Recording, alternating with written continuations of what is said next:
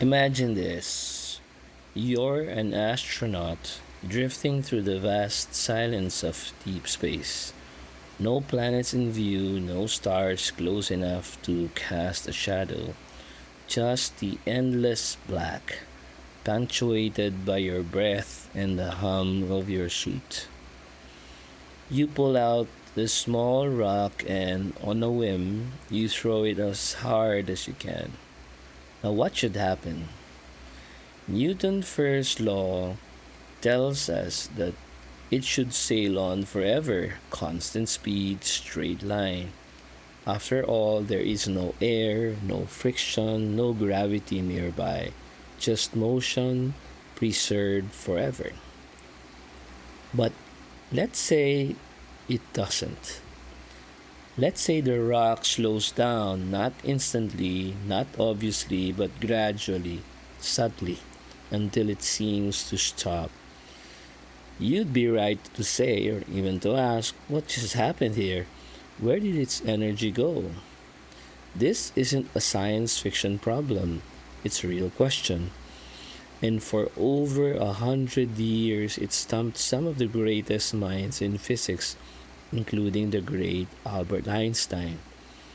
Einstein, in formulating general relativity, discovered something both profound and unsettling.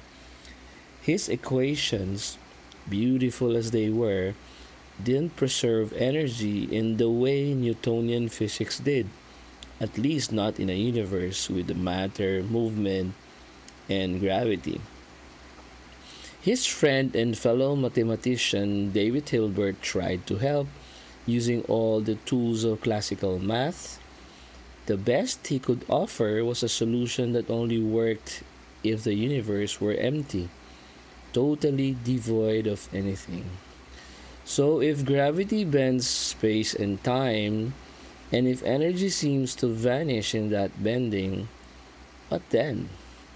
This is where Emmy Noether enters. You may not have heard of her, but Noether was one of the sharpest mathematical minds of her time. Despite being barred from teaching officially, simply because she was a woman. But Hilbert knew brilliance when he saw it, and when this mystery of disappearing energy confounded even Einstein, he handed the problem to Noether.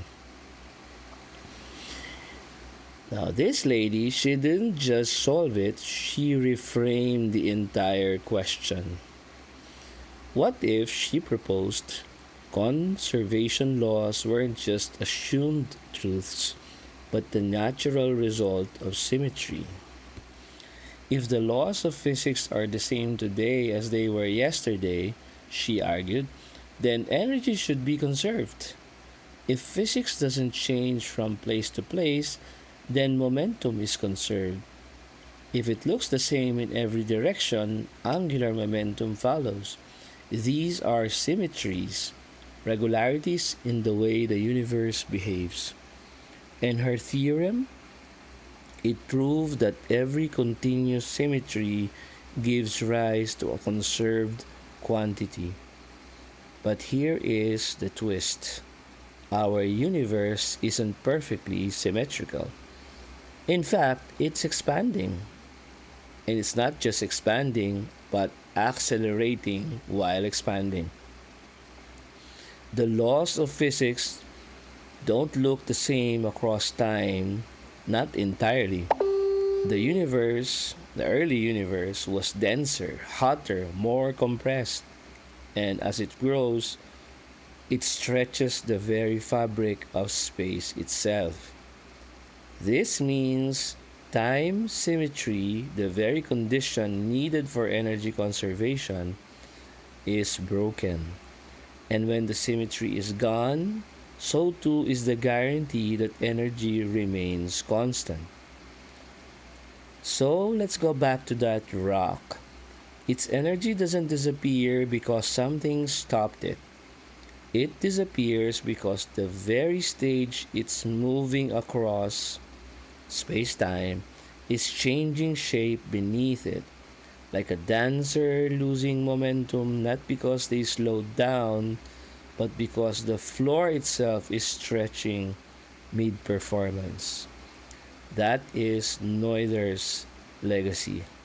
A shift from thinking about physics as a list of fixed laws to understanding those laws as consequences of the universe's symmetries or lack thereof. It is easy to think of energy as something you can measure, count, preserve. But in a universe that changes, stretches, and bends, what you're measuring can shift without warning. And yet, that shift is not chaos. It is patterned, lawful, and ironically enough, deeply elegant. Noether's theorems now underpin everything from quantum field theory to particle physics.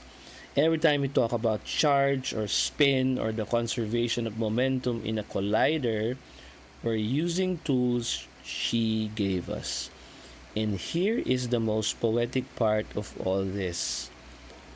A woman once denied entry to the lecture halls of her own university is the very person who gave modern physics its most enduring language.